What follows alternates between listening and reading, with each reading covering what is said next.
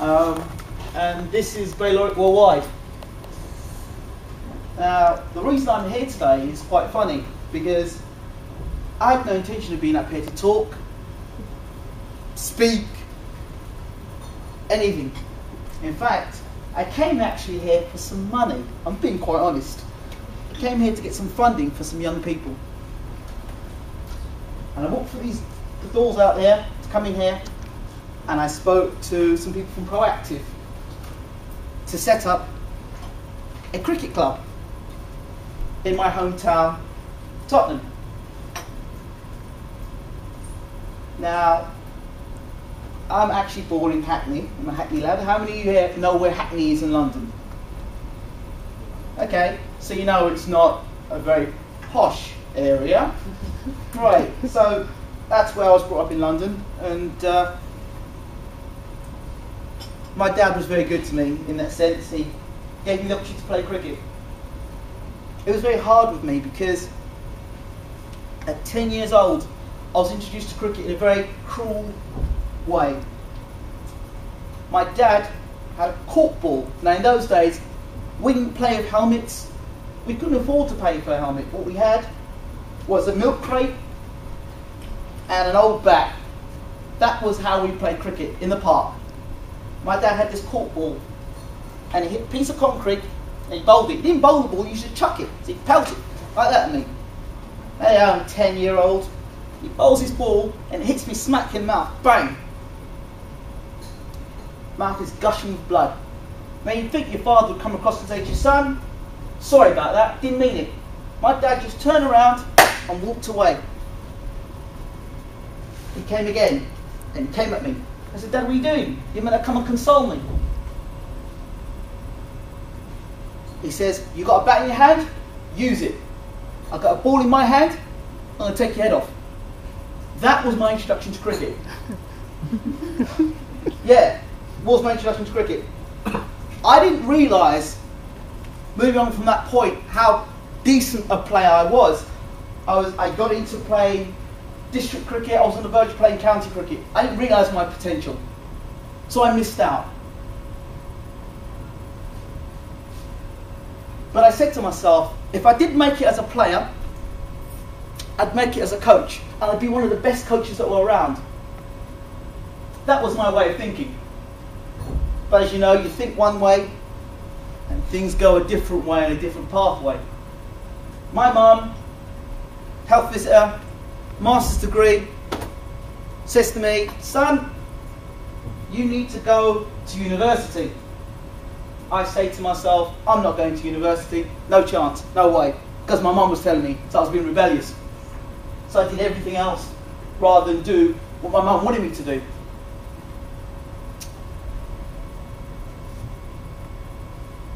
There came a point in my life where I realised that I need to listen to what my mother said. And I did go to university. But something happened. During that time, was boxing. That was what I wanted to do. I wanted to box. I wanted to be a professional boxer. Because my cricket wasn't going where I wanted it to go as a player. I didn't think about being coaching at the time. It had gone back in my mind. I had gone into boxing. I went to America, did my boxing, I come back. Went to Cardiff for a professional contract. Contract was in my hand here. And I was in the gym, and there were 3 punch bags, and I'm punching away at these bags. And you know, 3 punch bags, I'm standing here, and there's 3 punch bags. I went home that night, I collapsed. Didn't realise it. Got home at 7:30, I woke up at 10 o'clock the next morning. My front door was open. Went to the doctors. The trainer was going to give me that professional contract, said, I'm sorry, you're not fit to fight. We're going to have to scrap this contract. Pushed me into university. I got into university. I was studying sports science. And for the first year, it was great. Everything was fantastic, going great. Great guns. Mum was proud of me, everyone was happy with me. But then, into the second year, I started to fall asleep in class. I started losing my key in my door, leaving the house, forgetting my key was in the door. started to forget what I was saying when I was doing my lessons. I'd spend time all night studying, doing everything right, stand up in front of a class, and start talking about something that's got nothing to do with what the session is about. It became a problem. I'd go home, I was in pain. There were times I'd actually crawl along the floor to get to the toilet. It was that bad, it was that embarrassing. Try and tell my family, look, I've got these pains, I'm not thinking straight, and my mind's foggy. Don't worry, get over it, you'll be okay. 7 years of this, which I discovered afterwards was chronic fatigue syndrome. I had to remodel my whole life because no longer could I go and study. Every time I went to try and study in class, fall asleep.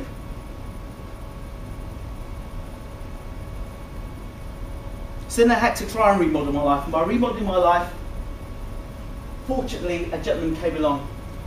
I was at the job centre, looking for a job. The gentleman said, hey, I see you looking at that cricket post. I said, yeah, I'd like to do some cricket, I fancy a bit of it. He said, why don't you come down to the park, come over to Hackney. So I went over to Hackney. Before I knew it, I was studying for my level 1.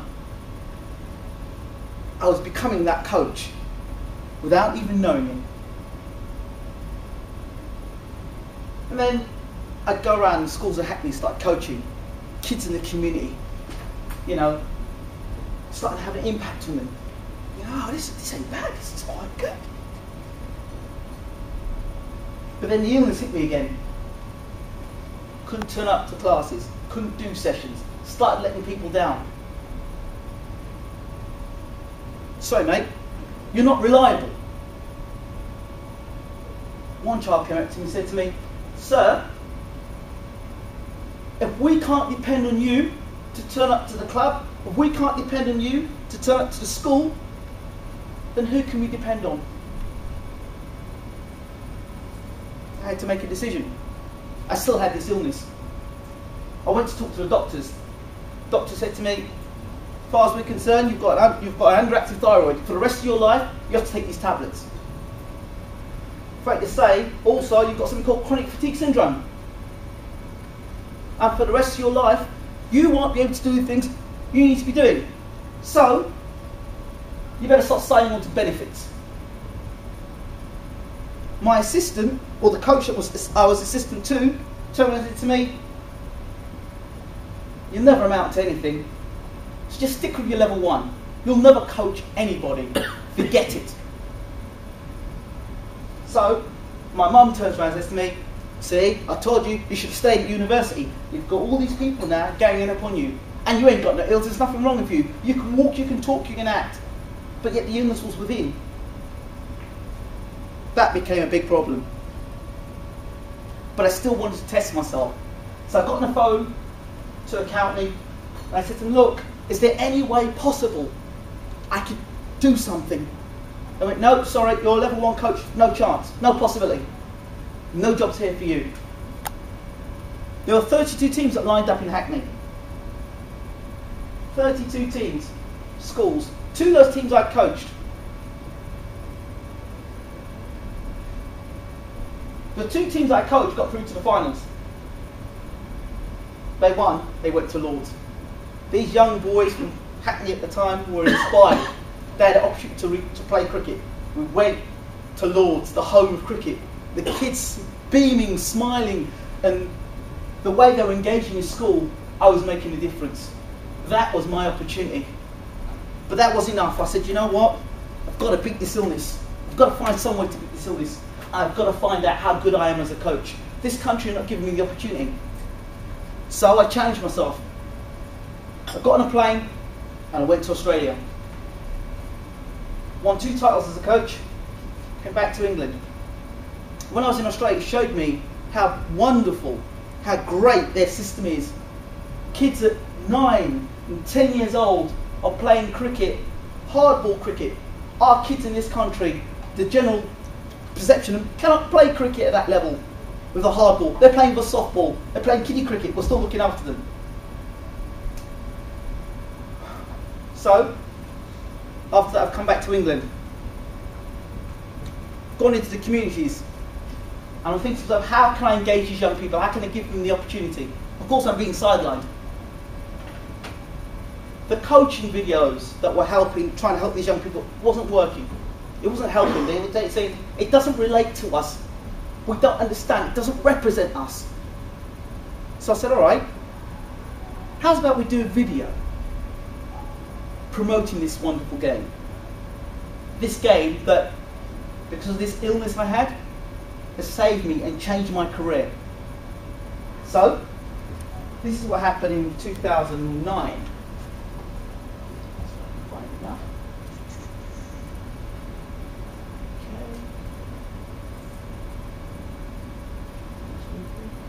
You see that? Yeah?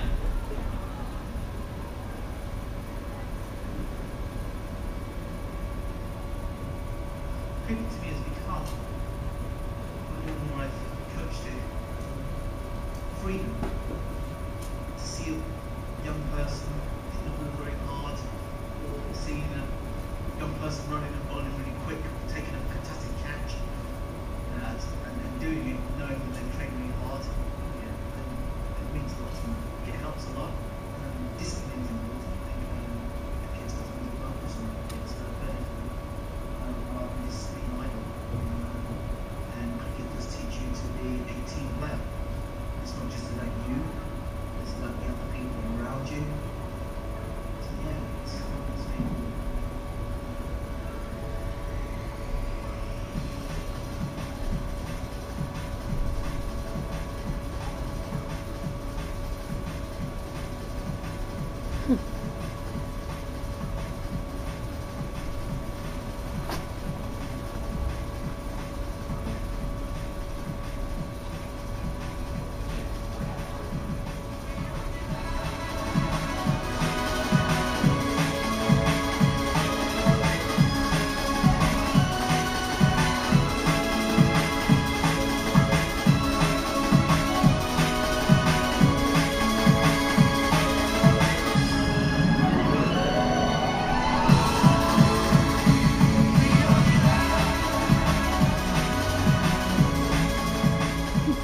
Sum up the cricket sessions in 3 words, what would it be?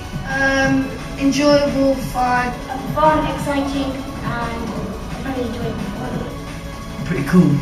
Enjoyable, hard work and beneficial.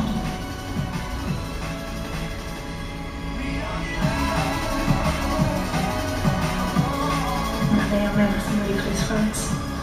Definitely, over the 4 years, you've met some people and they've been absolutely fabulous, so it's been a really good experience.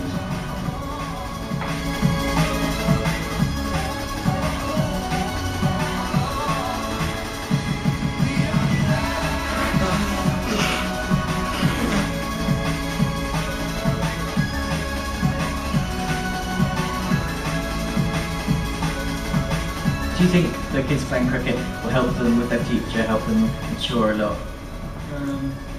Also, they discipline, working in a team, going to work, generally you're working in a team, working as a unit, trying to get everybody together to push towards a common goal. So yeah, I can see that will work, definitely.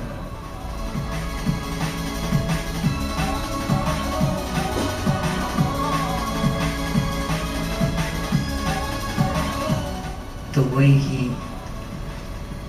way he teaches us everything. He always interacts with the children, always asks us questions and tells us how we can improve stuff, how we can get better at it, and he'll always sit us down, tell us what we've done good, what we've done bad, and move us on from there. And every season he sets us targets, and we've got to try and meet them targets. And so it's positive for us because we've always got a target to meet.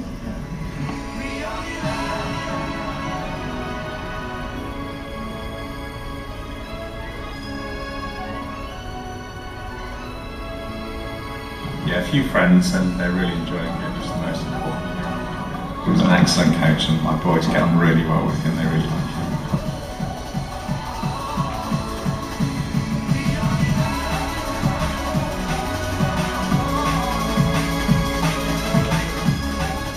So what inspired you to be a cricket coach? My father. When I was younger, my father used to take me to the park all the time. At that time I used to the West Indies, they were a dominant force in world cricket, And they had players like Liv Richards, Desmond Haynes, and Curtly Ambrose, Courtney Walsh, all great players. And yeah, my dad always said one day I want me to be like them.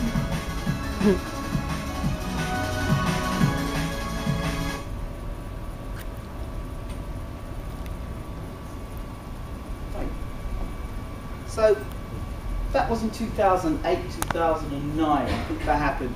I had to leave London to make that happen. The club I went to was called Little Marlow, and they had no youth players whatsoever there. Those kids you see there have been from schools around the area. Now, where Little Marlow's based is a village, and it's a well-to-do area. But the kids that were coming from the areas were from sort of underprivileged areas, so you were bringing them in. So when I started, they had no kids. Now, today, having left this year, they have 150 kids there. So that's 150 kids that before wouldn't have been playing cricket, that are now playing cricket, which is fantastic. It gives them the opportunity to do something they wouldn't have been doing beforehand, and they're at a club. Now that you see there was the start of something I didn't realise was going to happen. Those young people were inspired by that video because that video was shown on Sky. It made them go and talk to their friends in the community. It made them feel like little stars. Something else happened.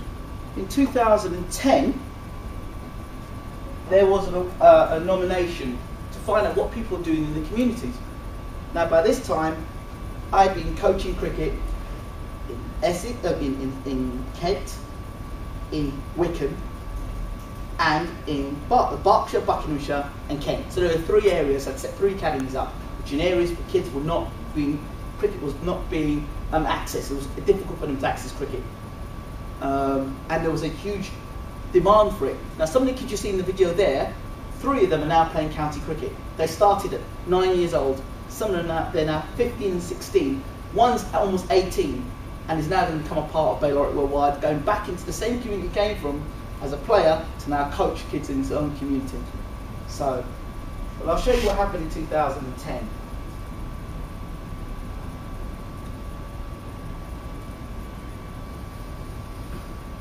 This is about, although it says 24 minutes, it's only 4 minutes long. So don't worry. In 2010, Community Channel ran a competition to discover and celebrate people who give their time for the benefit of the community, often for little reward. This programme reveals the 5 winners. First up is community cricket coach Ingram Jones.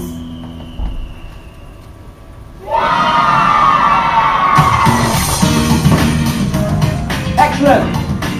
Finish. Stop. Go. Stop. This is my office. This is my stage. So I feel like an actor. And every time the kids come on, I've got to put on a show. I've got to entertain them. I've got to make the kids believe in the dream. So what we're going to do, we'll do a catching game first. So if I start, you want to take control of the session to a point where the kids are listening to you and they see you as someone that they can believe in. My coaching spans from Buckinghamshire right across into Kent. So I'm here at Hooker Hill School, and I've got an academy here. I do work over in Gravesend. I've opened up another academy in Slough, and we're looking to open that for the community. So there's lots of work to be done, and I enjoy what I do. The area of Wycombe's got lots of pockets of deprivation within it, and it's those communities that sometimes get overlooked with sport. What we try and do through sports development and using our local coaches like Ingram is to go into those hubs and really develop grassroots sports. Ingram deserves recognition for what he does because he makes people make positive decisions in life. He makes them have that really strong impact in their community just by enjoying themselves, doing something that just creates a buzz around the area. Top score at the moment, people, is 6. Okay, let's play. This school, as it is, has been very good to me. I've been able to link with my own cricket club, Little Marlow Cricket Club. So we've got kids that come straight from this school, go straight into the cricket club. So they're getting a great opportunity that way. But now I'm trying to open up a little further. So we have girls cricket here, and then community cricket for kids that are on the street and want to start playing cricket, rather than be here and be out on the streets getting up to mischief. right, let me change this field because I'm not happy with this field at all. You need to move out of there, definitely. People here around here used to be on streets and this and that, and nowadays you don't see people on the street, you see playing cricket 24/7. He has helped a lot of people. I know there's a few other kids he's helped, like my brother for example, someone who couldn't play, and now he's amazing, and so I think he deserves a community champion. Very early on in my coaching career, I discovered I had something called chronic fatigue syndrome. 1 minute you've got your strength, next minute you're feeling really down. And I got to a point where I'd be in bed, I just didn't have the will to do anything, and I wanted to, I really wanted to end my life. It was that bad. And I remember going into school, and it was a young boy said to me, "Sir, why have you not been in school? If you are a coach and we're meant to believe in you, and you're not at the school, then how are we going to learn? We need you." And at that point I looked at my life and realised I had to get myself back up, I had to battle whatever I had, and I had to serve and help these young people out. Ingram inspires me because he says keep running hard, and he just says, he doesn't say have a rest, and he says you have to do as hard as you can. Ingram's love of cricket and his community spirit can be traced back to his proud family. Ingram, as a young boy, he was very much interested in the young people in the community, like a big brother. He always used to be there with them in the park, helping them, and being a kind of, as I said, big brother role model. So this volunteering has been going on for a very long time, from his teens right up to where he is now. Excellent! When I was younger, I had lots of influence, volunteers and youth workers that got me involved in playing cricket apart from my father. And from that, I felt I wanted to give something back. That's it, let's go! And I love giving something back to the community. I love seeing young people enjoy the game. I think Ingram will make me into a professional cricket player, because as I get older, he does a lot of older clubs, so I can still go to them and he can help me coach. When I see a little kid that maybe didn't have the opportunity to play cricket, being able to play cricket and removing that barrier, for me, that's perfect. That's what it's about. Sabina O'Connor is a community champion because of her work. Okay. The reason why I'm showing these videos, although it does mention my name and so on and so forth, it isn't about what I do. It's about having the influence on those young people. It's about giving them the opportunity. And whether I'd like to or not, I'm now put in a position I can't walk away from. I've been fortunate by doing this as well to have met some very influential people, and that's why Baylor Worldwide is what it is today, because I believe that creating champions not only on the field of play but off the field of play, and because of that reason we are now building partnerships. So I can talk to a young person and say, hey, look, I don't coach cricket, I don't coach football, but I know somebody who does. Okay, I don't know anyone who does boxing, but I know somebody who does. And all the champions and all the people in the communities that do the things that they do, I'll know them personally. So I don't have to think to myself, who's that person that young person's going to? So we're going to do the best that we can, working with the local sportsman officers, the county cricket boards, the FA if necessary. We'll do what we need to do to ensure that young people get a chance. Now, the age group of 40 to 25 is where the funding now lies for me to apply to do work, which is okay, but there's a problem. Did you know that kids at year 8 and year 9 and year 10 don't know how to hold a cricket bat? And because of that, they are left behind, they're forgotten. Cricket no longer commands a respect in a lot of schools. It doesn't. And school teachers don't regard it as important. So when I go into a school, and there may be a school of kids that want to play cricket, and I go in and say, I'd like to coach cricket. Well, sorry, you don't do cricket in this school. Why not? Well, we haven't done it for the last 3 or 4 years. School's got cricket nets, school's got cricket facilities, and they charge £35, £40 an hour. So that kid in the community, that's only access to play sport, and he can't reach that. So by doing things like this, hopefully, and by building other partners and getting people involved, we can break the barriers together and give those kids the opportunity. Thank you very much.